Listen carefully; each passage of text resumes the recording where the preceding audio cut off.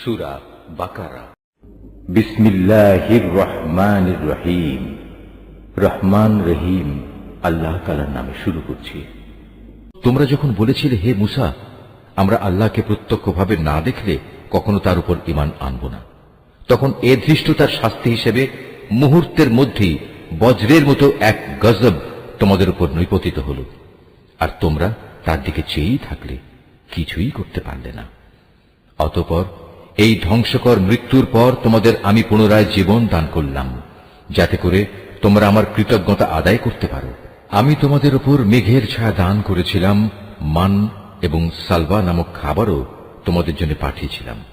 আমি তোমাদের বলেছিলাম, সেসব পবিত্র খাবার খাও যা আমি তোমাদের দিয়েছি, তা তোমরা উপভোগ করো।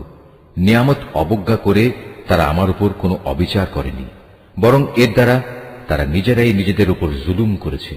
স্মরণ করো, আমি যখন তোমাদের বলেছিলাম, তোমরা এই জনপদে ঢুকে পড়ো এবং তোমরা তার যেখান থেকে ইচ্ছা স্বাচ্ছন্দ্যে আহার করো। দম্ভ সহকারে প্রবেশ না করে মাথা নত করে ঢুকো।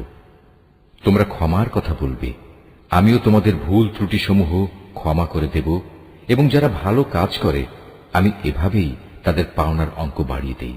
সুস্পষ্ট হেদায়েত সত্ত্বেও অতঃপর জালিমরা এমন কিছু ব্যাপার রদবদল করে ফেলল, যা না করার জন্যই তাদের বলা হয়েছিল।